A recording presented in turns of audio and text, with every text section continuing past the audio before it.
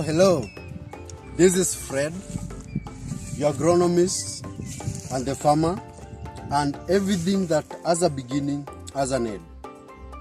And this is our last day. This is the last session of this watermelon farming, and it's the harvesting day. But before harvesting, there are some things I wanted to share with you for you to know, or things to consider, or things that will guide you to know your watermelon is ready for selling, or is ready for market, or your watermelon is mature. One of the things to consider is the planting time or the growing period. Remember, different watermelon varieties have different growing time. There is a watermelon that takes 60 days. There is a watermelon variety that takes 75 days. There is a watermelon that takes 80 days. There is a watermelon that takes 90 days. So, depending by the variety that you did, you are going to judge the maturity of your watermelon by judging time. So, keep the calendar. When did I plant, and when is the date, the maturity date according to the variety date supposed to be. Like in my example, I'm growing a 75 days maturing variety, so it's already the date is already due. The watermelons are ready, and we are going to the market. We are going now to get the juicy part of farming, which is selling and getting some cash from it. Now, from now, the numbers, if you cannot be able to identify the maturity, or you cannot be able to tell whether your watermelon are mature just by numbers, the other things, because they can mature before, or they can exceed the maturity date. So another thing you consider is there is a section of the watermelon that we call tedril. Look at the watermelon tedril. Is the watermelon tedril drying? If the watermelon tedril is not dry, know that your watermelon is not ready for harvest. Let's have an example of this watermelon here. You can see now the tedril is this section here. This one is still dry.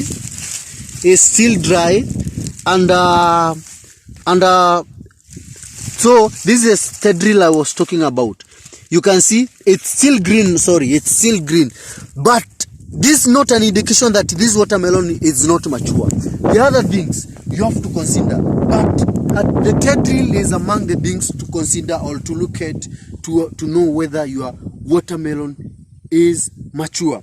If the tedril is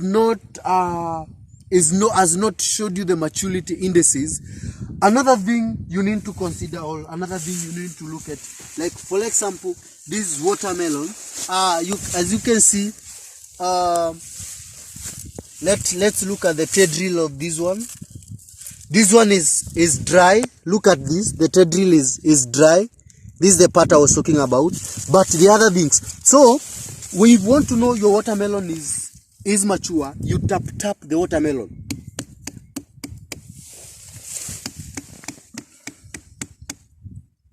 By tapping the watermelon, if it has a dull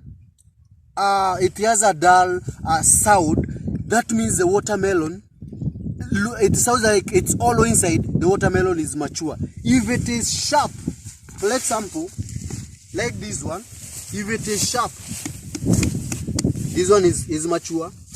Good. This is a good example. Listen, if you can be able to hear the sound. Listen to this one.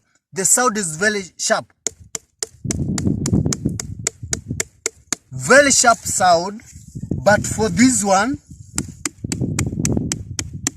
a dull sound. Sharp sound, dull sound. Now, maybe the tendril of this one is not yet dry, but the dull sound can tell us this watermelon is mature. From the dull sound, you can also look at the top of the watermelon. For example, let's look at this watermelon here. The watermelon, if you compare it with the other watermelon, it looks dull, it looks whitish. It looks whitish.